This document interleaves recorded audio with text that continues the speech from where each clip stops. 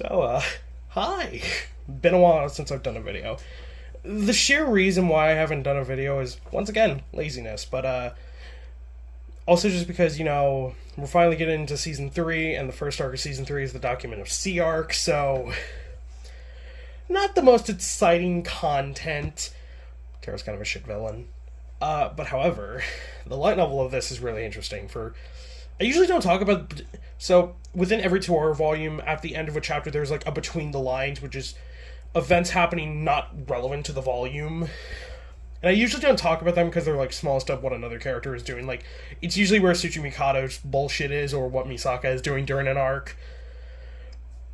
But if I don't mention it in this video, I feel like that would be a travesty, because... lore. We get a lot of lore in this chapter. But, hello, this will be my review for Volume 14 of A Certain Magical Index. Sorry this took so long, and hey, we're finally in Season 3, the most controversial season of the entire anime. Okay, I've mentioned this before, but, the anime of Toaru is panned a lot of the time for skipping content, not really. Toma is a perfect example of this. His character isn't exactly... A lot of the reasons why people dislike Toma is because he just doesn't get development, and that's because the anime doesn't... A lot of Toma's development comes from, his thought process and all that, and his monologues and stuff, and we really don't get that in the anime. But, so yeah, this will be the Document of Sea arc, or Document of Constantine, or the Avignon... If you were French in this video, I am sorry, because I'm going to be pronouncing that city name a lot. But yeah, I'm going to be talking about the between the lines stuff at the very end, and then we'll circle back around to that at the very end, but, just know, oh, Jesus Christ, Kamachi, literally, Jesus is mentioned in this volume. So was Lucifer. Oh, no one's angry about that. So, the volume begins, and we meet Terra. I think we met Terra a little bit. No, we heard Terra in the previous volume, but now we meet him. So I'll talk about Terra just out the gate. Terra and Vento are very much considered the lesser members of God's right seat, due to them not being the most in-depth characters, and due to the fact that Aqua gets a lot of character arc with his arc, and then the British Royal Family arc, and Fiamma is quite literally the main antagonist of Old Testament, so of course he's more important because he does a lot more. So, and I like Vento, I think Vento's pretty cool. I prefer her design without the piercings, but that's just a personal thing. But there's not really just to say a lot about Terra. He's just kind of an arrogant prick for no fucking reason. But there is some interesting things with him, and some stuff that actually does lead into Fiamma, which is interesting, so I'll talk about that later. But the prologue of this is introducing him. We also meet Aqua. I actually really like the prologue, because it establishes how out of place Aqua is. Because a lot of the other members of God's Right Seat fully believe in the mission of God, and what the Roman Catholic Church is doing. They blindly, to an extent, follow the teachings and do the goal, and what their goal actually is, which we'll go into later.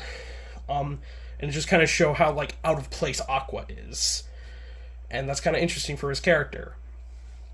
So the first chapter of this is also mainly just downtime as we, meet back with Toma and all the school shenanigans. We get some shenanigans with him, Aogami, Tsuchimikado, and Fukuyose, as per usual. We meet one of their other teachers, Oyafune Suama. I only mention her because she's also kind of relevant, because, yeah, we'll get into that. And we get some minor Misaka stuff, as Misaka confronts Thomas, why the hell haven't you been answering my messages? And then Misaka eventually figures out that Toma has her mom's number, and Misaka just essentially is I was drunk, I don't fucking remember. Which, yeah, SS1. Which, just to address, SS2 I know is also canon, and I believe you're supposed to read that after Volume 2. No, not Volume 2.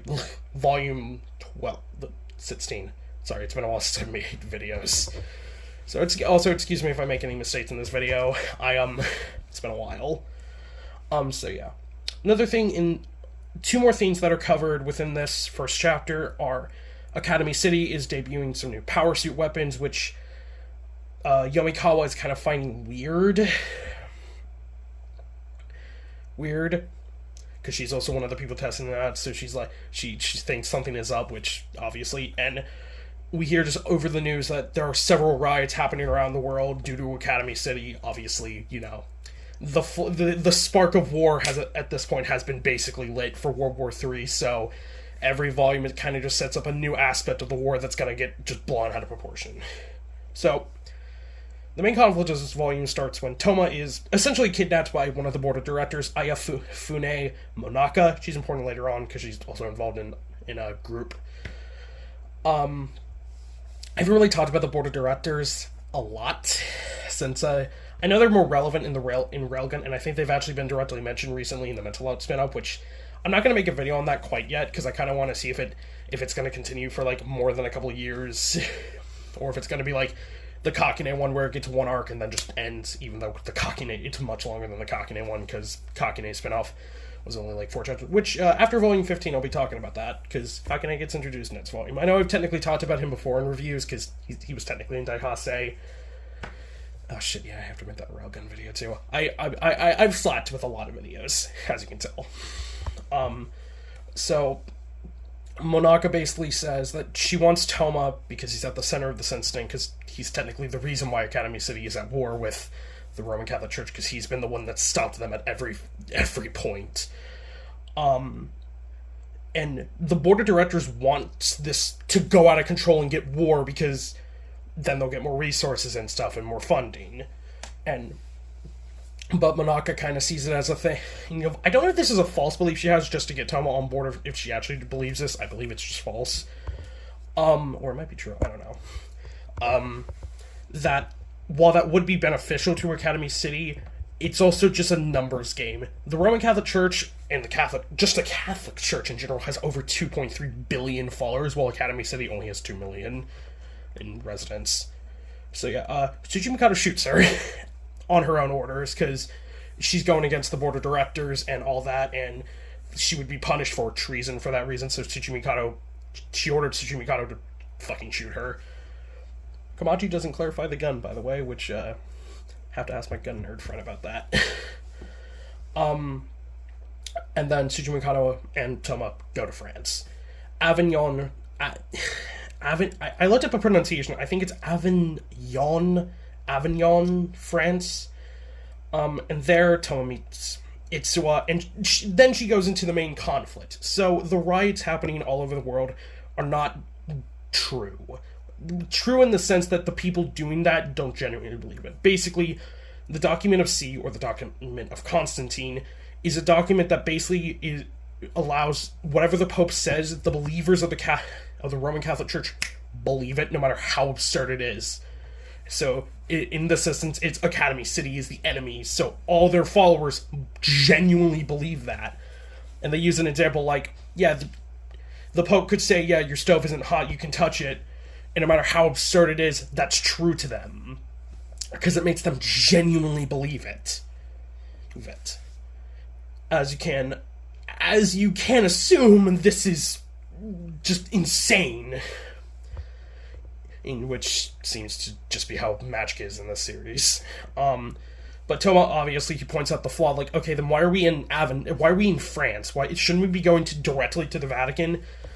Itsuwa she explains, this is a funny history thing as well. So she explains that back in the 1300s, the King of France, I'm not going to go into this too, I did look it up, and it is a thing, but basically for like 70 years, basically, there was a dispute between the French king and the Catholic Church, and the French king basically won that dispute, and basically he ordered that the Pope and any future popes would operate out of Avignon, France, and this was later known as like the Avignon Papacy.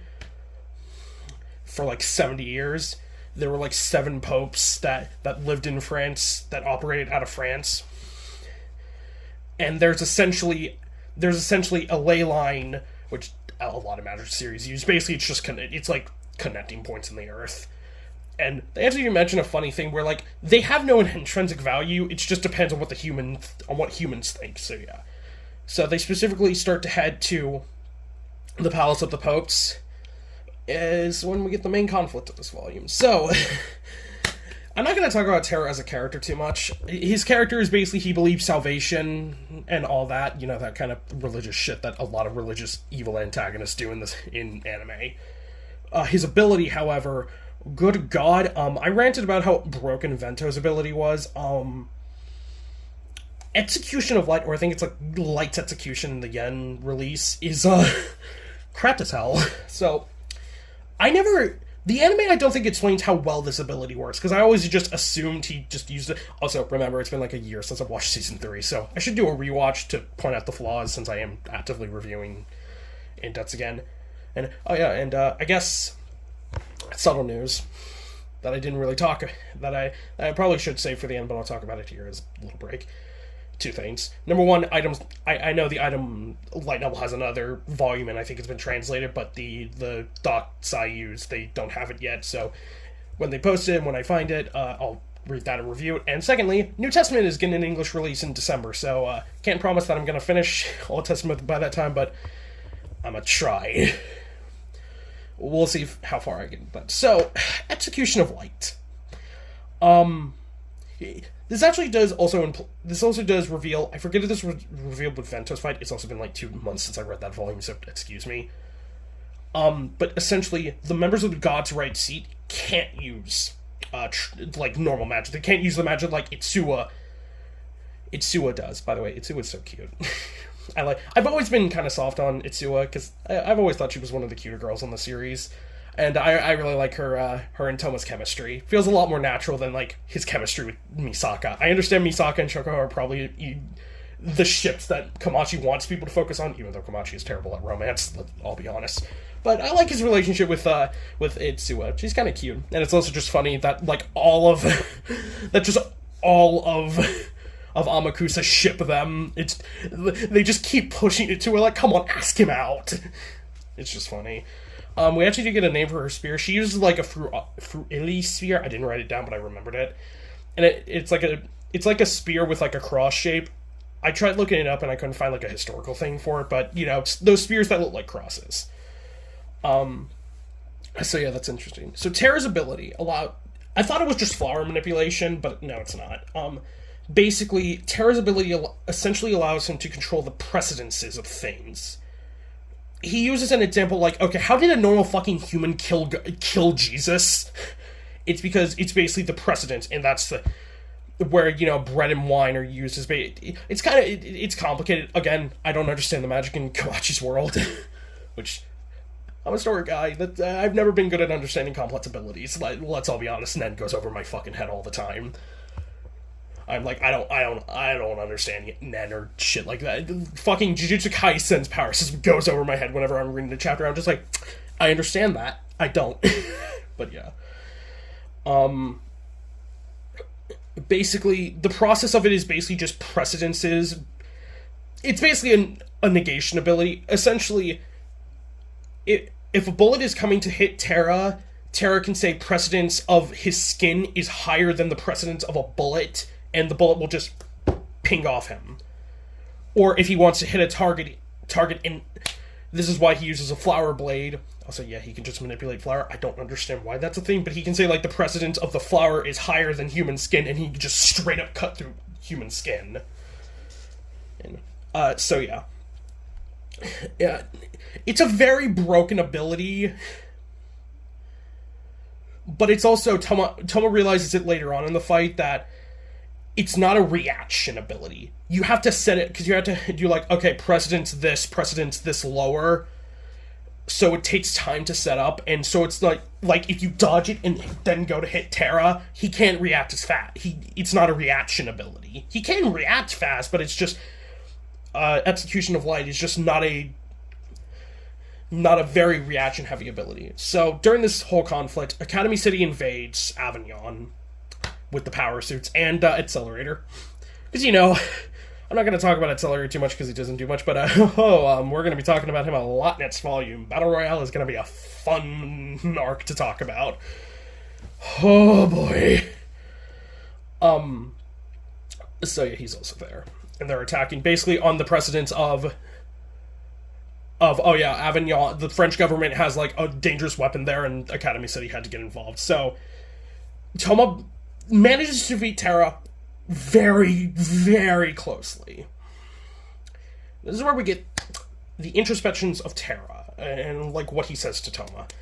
This is in the anime, but it's very less. So Terra kind of says he's not impressed with Imagine Breaker. He heard that Thoma was able to defeat Vento, and he thought that was very impressive, but he realizes, like, oh yeah, if Vento wasn't stressed as hell during that fight, and Kazakiri wasn't there, and all the Academy City bullshit, she could have wiped the floor with Thoma.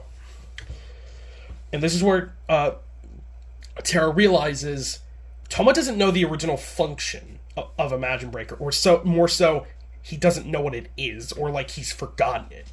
Which, of course, we don't know, because pre-memory loss, Thoma used Imagine Breaker the exact same. We only get to see it with a couple fights, but he used it in the exact same way where it was just like, he just raised his hand up and blocked shit.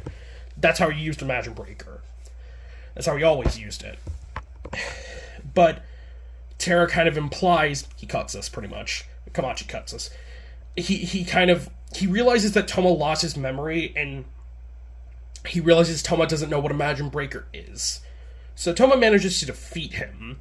He actually does a cool thing where Terra cuts through one of the power suits, and their giant, like, shotguns are... So Thoma just kits it up, uses it to block Execution of Light, and then finishes off Terra.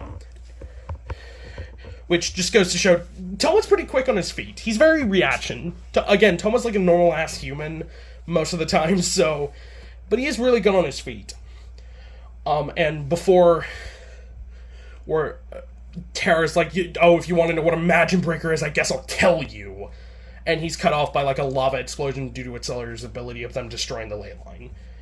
And that kind of ends the volume for now. And at the very end, this is actually a scene that I think they cut out of the anime. I think. Misaka, in the epilogue chapter, she's just thinking about Thoma, and she realizes that he has memory loss. Which, she doesn't realize that in the anime till they encounter each other during the Aqua arc. So... Oh god, here we go. So, Between the Lines is a major part of this volume, and it does actually lead into the epilogue. So... Meanwhile, in London, in the Tower of London, Style and Agnes are going to interrogate Lidvia and Biagio, the antagonists of Daihase and La Regina. Yeah, I'm not saying the full thing, La Regina arcs. To kind of question what God's right seat is and their true goal. Biagio is an arrogant fuck and doesn't answer him. Lidvia, however, is not so much like that, and she talks. So... There's a lot of religion talk here, and I grew up in a Christian family, loosely, and I've always been exposed to Christianity. I've gone to church several times, but I'm not like an overly religious person. It fascinates me, but that's it. As like a mythology nerd, which some people might say religion and mythology are different. They're the same shit. So essentially, God's right seat wants to get rid of the original sin, which I don't know if Komachi's going for the same thing, but there is a concept known as the original sin. Basically, Adam and Eve, or either or, I don't know if Komachi's implying, but, in the writings, Adam and Eve ate the fruit of knowledge in the Garden of Eden, and, their sin was passed. Basically, just all humans have an innate desire for sin. And that's kind of what the original sin is. And Lidvia and Sao kind of back and forth with this. Basically, Adam and Eve received the original sin after eating the fruit of knowledge, and of course, Jesus Christ, Jesus, died for humanity's sin. But Lidvia goes on to mention only one person in humanity's history was exempt from the sin. And, of course, it's Jesus' mother, the Virgin Mary. And she says that just because she was so deeply touched by the Holy Spirit, God essentially, she didn't have any sin, because this was called something along the lines of the Immaculate Conception. Makes me think of SMT a bit, and do the conception like in Nocturne and SMT5. That's essentially their goals. Litvia says that they want to become angels. And it's very much implied at this point that each member of God's right seat is connected to one of the four archangels: Uriel, Michael, Raphael, and Gabriel. If you played SMT, you know who they are. Or if you've just... Yeah. I don't know why. Whenever religion and mythologies, I just always go to SMT because they use it so much. Since Litvia says this directly, humans cannot become gods. And she also mentions God can... It's kind of been tested. Is God really real? And it's like, because God has never appeared before humans, but it's always been angels and even demons. And she even implies that, like, oh yeah, long ago, demons and angels had a war. And there were like 9 levels, most likely talking about the 9 levels of hell and the Qliphoth, because I kind of know one thing later on, but I won't get into that. So yeah. And currently, God's right seat, their goal is to become basically one with God.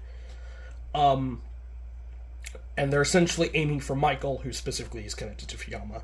Michael is theoretically the only one who is allowed to sit next to God since he defeated Lucifer, and Lucifer was previously the one who sat next to God.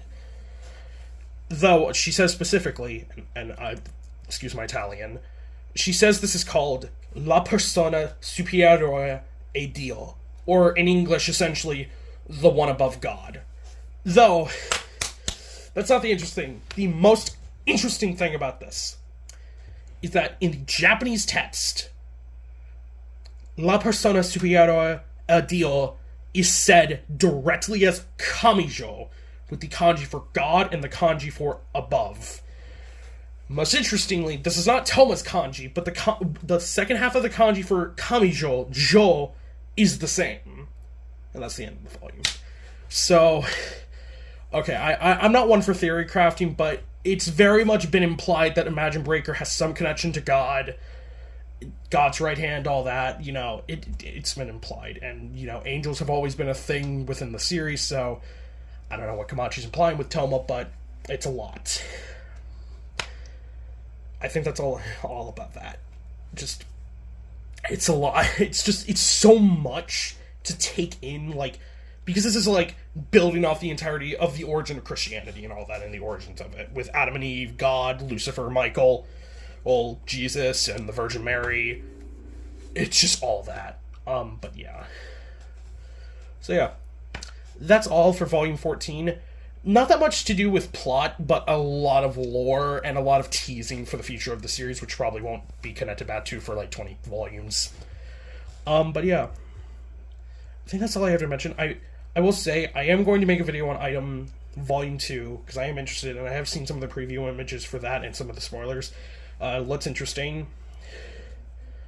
And, of course, within...